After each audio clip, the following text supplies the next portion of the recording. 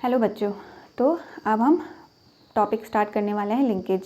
लेकिन लिंकेज पढ़ने से पहले हम पढ़ेंगे थोड़ा सा कि कैसे एक लिंकेज की प्रॉपर डेफिनेशन दी गई और कैसे स्टार्टिंग का थ्योरी बनी जिसके बेसिस पे फिर फर्दर लिंकेज की डेफिनेशन में इम्प्रूवमेंट हुआ या एक प्रॉपर डेफिनेशन लिंकेज की दी गई। तो बच्चों, आप जानते हो कि मैंने बताया था दो चीज़ें हमने पढ़ी, एक जीन्स पढ़ा हमने और एक क्रोमोज़ोम पढ़ा। लेकिन आपको पता है कि जो क्रोमोज़ोम्स हैं वो तो लिमिटेड हैं किसी भी इंडिविजुअल में, लेकिन जो ट्रेट्स होती हैं, जो कैरेक्टर होते हैं, वो क्या होते हैं, बहुत सारे होते हैं। अगर मैं जैसे ह्यूमन की बात करूँ तो ह्यूमन में कितने क्रोमोज़ोम्स होते हैं, 46। लेकिन ट्रेट्स तो बहुत सारी होती हैं, जैसे कि आँखों का कलर, आँखों में ही देखो, आँखों का कलर हो गया, आँखों का शेप साइज़ हो गया, बालों का कलर हो गया, बालों का उनका टेक्सचर हो गया, हाइट हो गई, वेट हो गया, तो बहुत सारे ट्रेट्स होते हैं, है ना। तो अगर हम ये सोचें कि एक कैरेक्टर, एक ट्रेट एक क्रोमोज़ोम में है, तो इसका मतलब कि बहुत सारे क्रोमोसोम्स होने चाहिए। ऐसा पॉसिबल नहीं है, क्रोमोसोम्स तो लिमिटेड हैं। तो इससे हम क्या निष्कर्ष या क्या कंक्लूजन निकाल सकते हैं कि यानी एक क्रोमोसोम में एक से ज़्यादा ट्रेट्स हो सकते हैं, यानी एक क्रोमोसोम में एक से ज़्यादा जीन्स होते हैं, तभी ये चीज़ पॉसिबल हो सकती है ना। तो पहली बार दो साइंटिस्ट थे, लेटिसन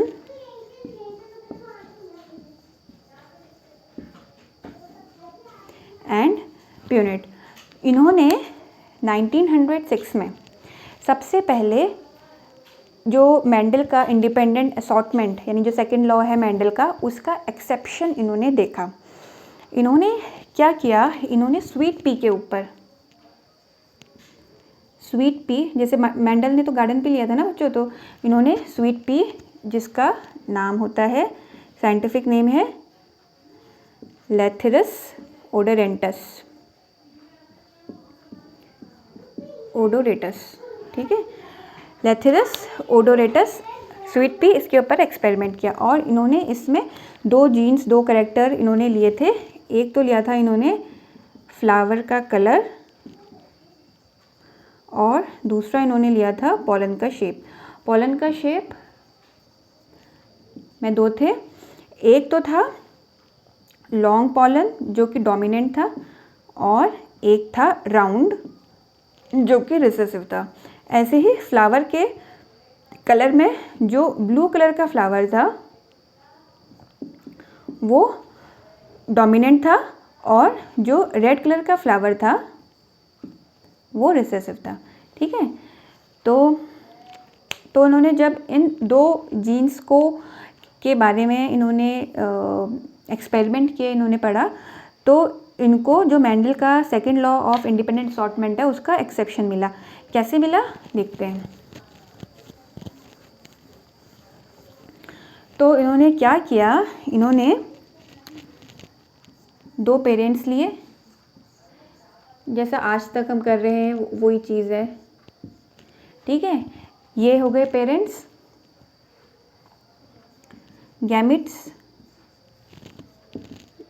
एक जैसे इनके मतलब दोनों गैमेट्स एक जैसे मिलेंगे तो F1 जनरेशन आ जाएगी। F1 जनरेशन में क्या आ जाएगा, BBLL, ठीक है, F1 जनरेशन है। F1 जनरेशन कैसी होगी, जैसे मैंने बताया कि ब्लू कलर क्या था, डोमिनेंट था, तो ब्लू, और लॉन्ग पॉलन डोमिनेंट था तो लॉन्ग, यानी ब्लू कलर F1 जनरेशन में ब्लू कलर के फ्लावर और लॉन्ग पॉलन हमको मिलेगा, ठीक है। ये हो गई F1 जनरेशन, ये हो गए पेरेंट्स, ये हो गए गैमेट्स, करेक्ट। उसके बाद इन्होंने टेस्ट क्रॉस किया। टेस्ट क्रॉस में क्या करते हैं हम, हमेशा जो F1 जनरेशन होती है उसका हम क्रॉस किससे कराते हैं, रिसेसिव से, ठीक है। तो जब इन्होंने इसका क्रॉस कराया तो आपको क्या मिलेगा,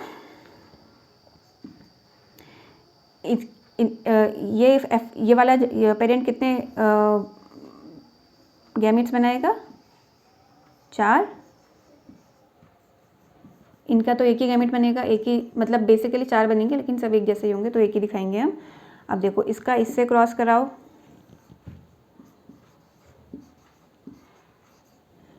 फिर इसका इससे,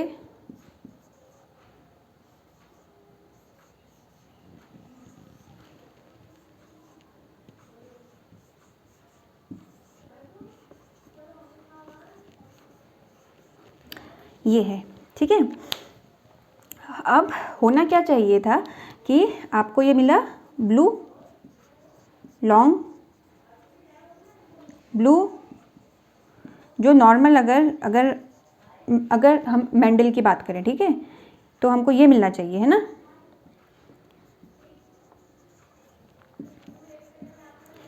यानी 25%, 25%, 25% हमें ये प्रोजेनी बनेगी 1:1:1:1 के रेशियो में, 25%, 25%, 25%, 25%, ठीक है। ये बनने थे 25%, ये बने 25, बनने चाहिए 25%, ये बनने चाहिए 25%, यानी ये बनने चाहिए 25%। इसमें से ये क्या है, ये क्या है, रिकॉम्बिनेंट है, ठीक है, रिकॉम्बिनेंट है, जो कि जिनका कि जो कि पेरेंट से अलग है। और ये वाला क्या है, ये पेरेंटल टाइप है, पेरेंटल टाइप है। हम क्या वो कर रहे हैं, फिनोटाइप देख रहे हैं, ठीक है, फिनोटाइप देख रहे हैं, क्योंकि ये ब्लू लॉन्ग है तो ये, हाँ, ये इस पेरेंट के जैसा है, और ये रेड राउंड है तो ये इस पेरेंट के जैसा है। इसका तो जीनोटाइप भी इस पेरेंट के जैसा है एक्चुअली, ठीक है। ये हो गए करेक्ट। तो यानी 50% पेरेंटल टाइप बनना चाहिए था और 50% रिकॉम्बिनेंट बनना चाहिए था, ठीक है, ये रिकॉम्बिनेंट बनना चाहिए था, रिकॉम्बिनेंट बनना चाहिए था, ठीक है। तो ये चीज़ होनी चाहिए थी, लेकिन जब इन्होंने अपने टेस्ट के रिजल्ट देखे बेटसन एंड पुनेट ने, तो इन्होंने देखा कि 87.4% तो पेरेंटल टाइप बने।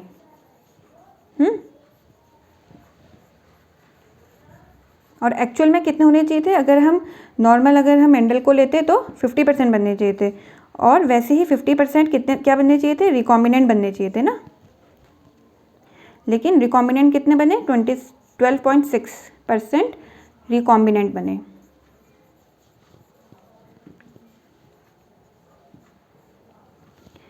ठीक है।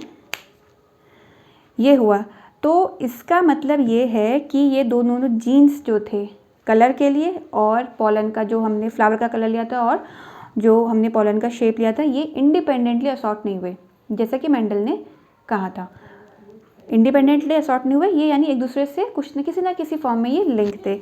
इसी के बेसिस पे बेटसन एंड पुनेट ने अपनी थ्योरी प्रपोज करी, क्योंकि उनको क्या हुआ कि बेसिकली हम यहाँ पर क्या कर रहे हैं, जो हमने मेंडल के टाइम पे हमने टेस्ट क्रॉस किया था वही हम कर रहे हैं, और उसके बेसिस पे 25% यानी 1:1:1:1 के रेशियो में हमको प्रोजेनी मिलनी चाहिए थी, यानी 50% और उसमें 50% जो होने चाहिए थे वो पेरेंटल टाइप होने चाहिए थे और 50% रिकॉम्बिनेंट टाइप होने चाहिए थे, है ना। लेकिन ऐसा नहीं मिला, पेरेंटल टाइप इनको ज़्यादा मिले, 87.4% मिले, और रिकॉम्बिनेंट इनको 12.6% मिले।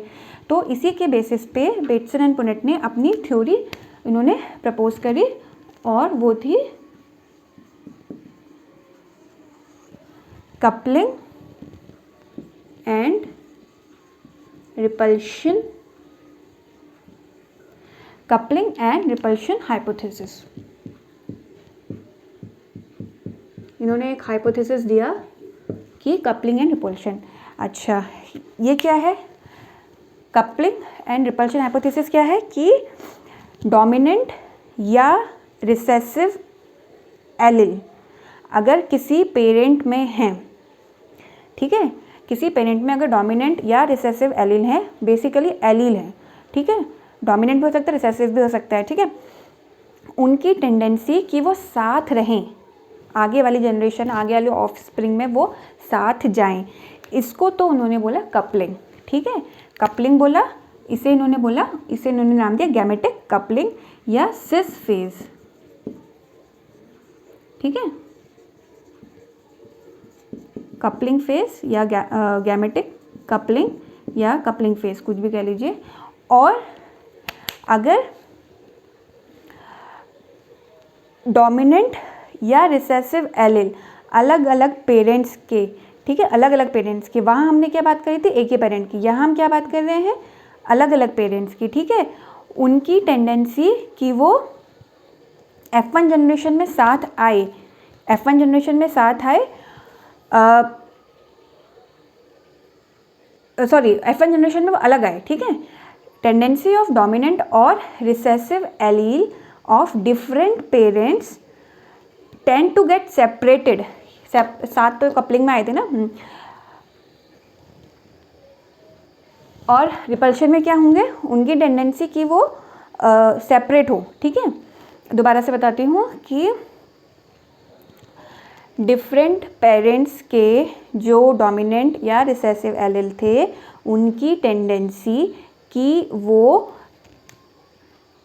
एक दूसरे से सेपरेट हो जाएं, उसको उन्होंने नाम दिया रिपल्शन फेज या ट्रांस फेज।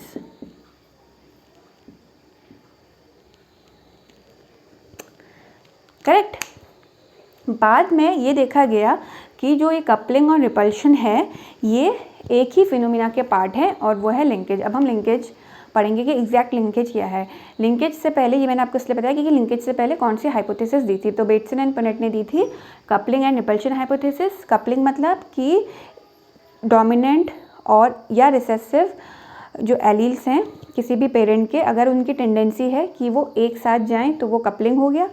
और जो डिफरेंट पेरेंट्स हैं उनके जो डोमिनेंट और रिसेसिव एलील है, उनकी टेंडेंसी कि वो अलग अलग यानी सेपरेट हो, ठीक है, अलग अलग हो यानी सेपरेट हो, उसको रिपल्शन बोला गया या ट्रांसफेज बोला गया। और बाद में देखा गया कि ये सिस फेज ट्रांसफेज है या कपलिंग और रिपल्शन है, ये एक ही फिनोमिना के पार्ट है, लिंकेज। तो अब हम प्रॉपर लिंकेज स्टार्ट करते हैं।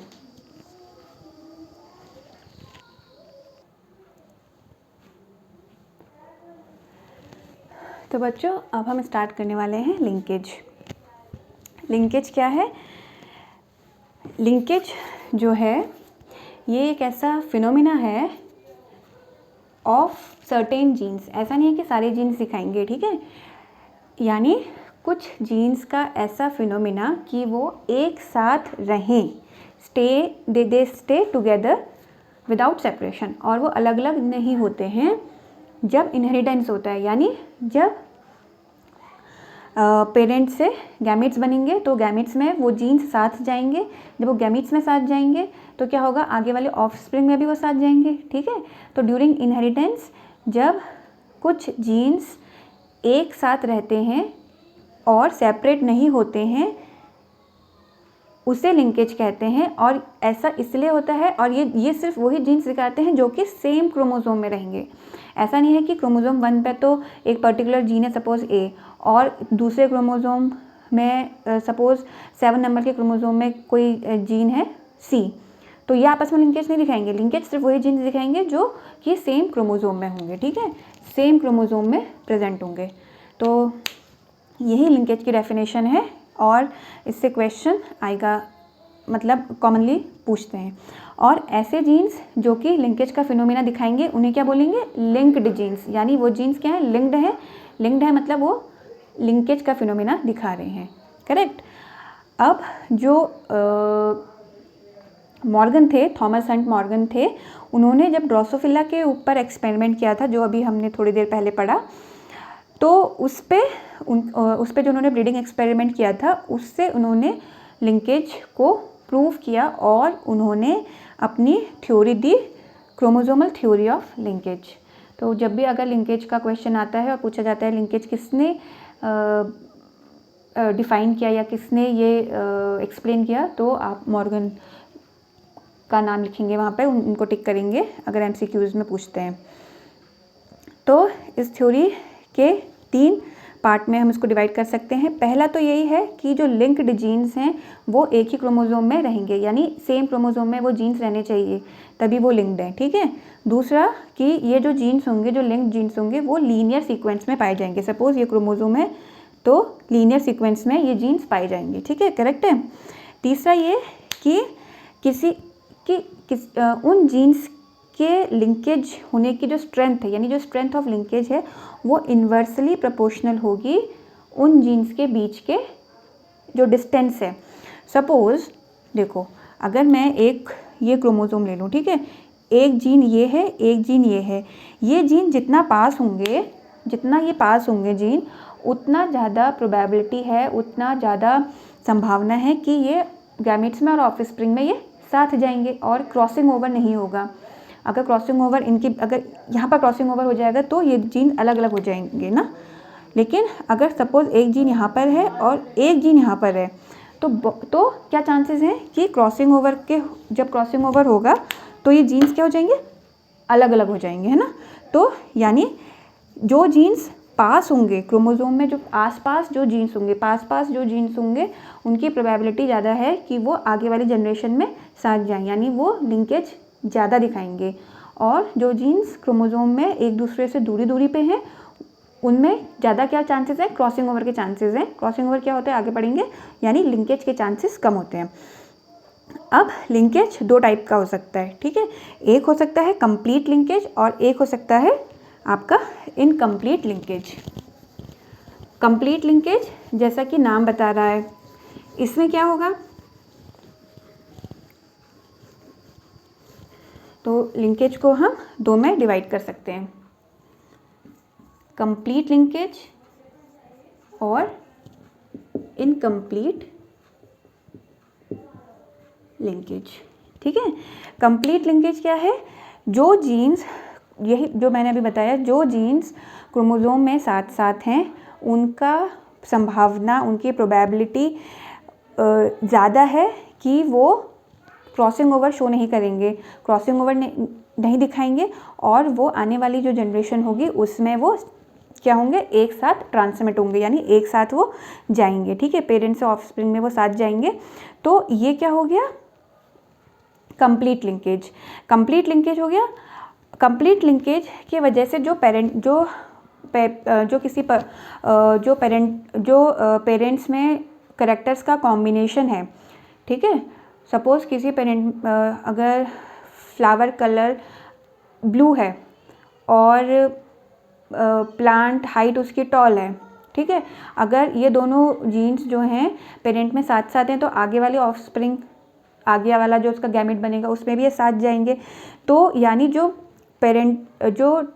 ट्रेट्स का कॉम्बिनेशन पेरेंट्स में है, वो पूरा का पूरा इनहेरिट, जो लिंक्ड है, हाँ, वो पूरा का पूरा जो है इनहेरिट हो जाएगा अगर वो लिंक्ड है एज सच, किसमें, ऑफस्प्रिंग में, या किस कैसे, थ्रू गैमेट्स, ठीक है। तो ये हो गया कंप्लीट लिंकेज। और इनकम्प्लीट लिंकेज क्या है, जो जीन्स एक दूसरे से डिस्टेंटली लोकेटेड हैं वो इनकम्प्लीट लिंकेज दिखाते हैं, क्योंकि वहाँ पर चांसेस ज़्यादा हैं क्रॉसिंग ओवर होने के।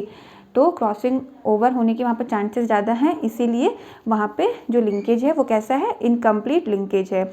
इसीलिए जो इसमें जो प्रोजेनीज बनेंगी उसमें पेरेंटल टाइप भी हो सकता है और रिकॉम्बिनेंट टाइप भी हो सकता है।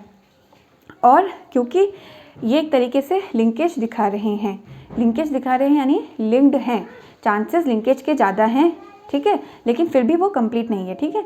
तो उस वजह से जो नंबर ऑफ रिकॉम्बिनेंट इंडिविजुअल्स बनेंगे पेरेंट्स के, यानी जो प्रोजेनी में रिकॉम्बिनेंट होगी वो क्या होगी, वो क्या हो जाएगी, कम हो जाएगी, और जो पेरेंटल टाइप होंगे वो क्या मिलेंगे, आपको ज़्यादा मिलेंगे, ठीक है।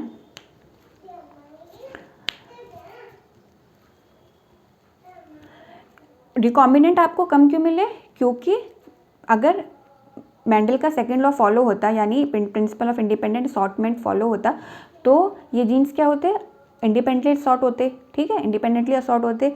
लेकिन क्योंकि लिंकेज तो है ना, चाहे इनकम्प्लीट ही क्यों ना हो, तो उस वजह से जो रिकॉम्बिनेंट इंडिविजुअल है वो एक्सपेक्टेड जितने होने चाहिए थे उससे क्या होंगे, कम होंगे, ठीक है। अच्छा, एक चीज़ ये है कि लिंक्ड और अनलिंक्ड जीन्स, यानी कौन से जीन्स लिंक्ड हैं, कौन से अनलिंक्ड हैं, इसको आप ब्रीडिंग एक्सपेरिमेंट से इसको आप इजीली आप पता कर सकते हैं, क्योंकि जो अनलिंक्ड जीन्स होंगे वो इंडिपेंडेंट असॉर्टमेंट दिखाएंगे। जो अनलिंक्ड जीन्स होते हैं वो इंडिपेंडेंट असॉर्टमेंट दिखाते हैं। और यानी जो हमने मेंडल के उसमें जब मेंडल हमने पढ़ा था, मेंडल का एक्सपेरिमेंट पढ़े थे, तो उसमें जो हमें डाई हाइब्रिड रेशियो मिल रहा था 9:3:1 का मिला था। ठीक है, 9:3:1 का मिला था। और टेस्ट क्रॉस में हमें रेशियो मिला था 1:1:1:1। ठीक है, तो जो अनलिंक्ड जीन्स होंगे वो आपको डाई हाइब्रिड रेशियो ये दिखाएंगे और टेस्ट क्रॉस का रेशियो ये दिखाएंगे। जबकि जो जीन्स लिंक्ड होंगे, यानी जो लिंक्ड जीन्स होंगे वो इंडिपेंडेंट असॉर्टमेंट नहीं दिखाएंगे, और उसमें आपको डाई हाइब्रिड रेशियो जो मिलेगा वो मिलेगा 3:1 का, जो हमने ड्रोसोफिला का जो एक्सपेरिमेंट पढ़ा था उसमें हमने देखा था। ठीक है, और टेस्ट क्रॉस का रेशियो उसमें मिलेगा 1:1 का। ठीक है,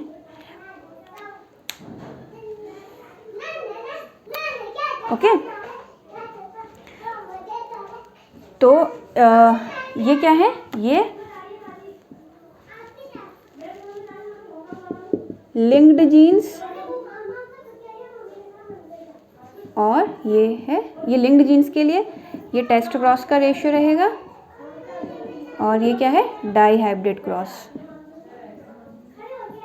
ठीक है, तो आप एक्सपेरिमेंट करेंगे, अगर आपको डाई हाइब्रिड क्रॉस में ये रेशियो मिलता है तो यानी ये जीन्स क्या है, लिंकेज दिखा रहे हैं। और अगर आपको डाई हाइब्रिड क्रॉस में 9:3:3:1 का रेशियो मिलता है तो इसका मतलब क्या है कि ये जीन्स कैसा ये कैसे हैं, ये कैसे जीन्स हैं, अनलिंक्ड जीन्स हैं। करेक्ट।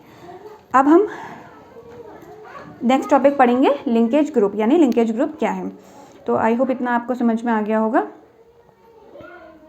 ठीक है, इसको पढ़ने के बाद आप ड्रोसोफिला वाला एक्सपेरिमेंट एक बार ज़रूर पढ़िएगा। ठीक है, अब है लिंकेज ग्रुप। लिंकेज ग्रुप क्या होते हैं बच्चों? अब बात लास्ट है लिंकेज ग्रुप्स। लिंकेज ग्रुप्स क्या हैं? ग्रुप ऑफ जीन्स, यानी जीन्स के ग्रुप जो कि एक क्रोमोसोम में प्रेजेंट है। ठीक है, अगर वो प्रेजेंट है तो यानी वो नॉर्मली क्या होंगे, इनहेरिट होंगे एक साथ, एक्सेप्ट क्रॉसिंग ओवर। ये चीज़ है group of genes located on a chromosome which is normally inherited together except for crossing over, यानी क्रॉसिंग ओवर के अलावा जो जीन्स एक क्रोमोसोम में प्रेजेंट हैं, जो ग्रुप ऑफ जीन्स एक क्रोमोसोम में प्रेजेंट है, उनकी टेंडेंसी क्या है कि वो इनहेरिट होंगे एक साथ, यही है। अच्छा, तो इसका मतलब क्या है कि जो दो होमोलोगस क्रोमोसोम हैं उनमें जो जीन्स हैं, चाहे वो सिमिलर हो चाहे वो एलिलिक हो, यानी कॉन्ट्रास्टिंग हो, और एक ही लोकस पे जब वो प्रेजेंट होंगे। ठीक है, जब भी हम सेम लोकस में जो जीन्स प्रेजेंट होते हैं उन्हीं को हम एलिल्स बोलते हैं, तो वो सेम लिंकेज ग्रुप जो है बनाते हैं।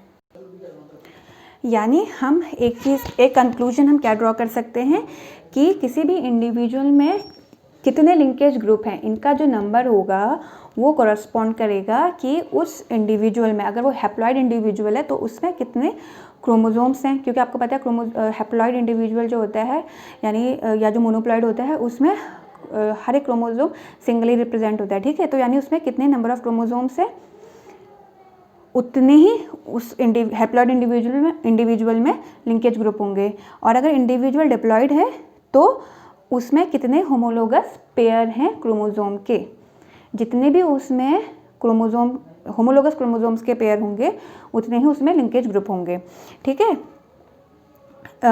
इसको हम कैसे समझ सकते हैं, जैसे कि मैं आपको एग्जांपल दूं, जैसे ह्यूमंस हैं।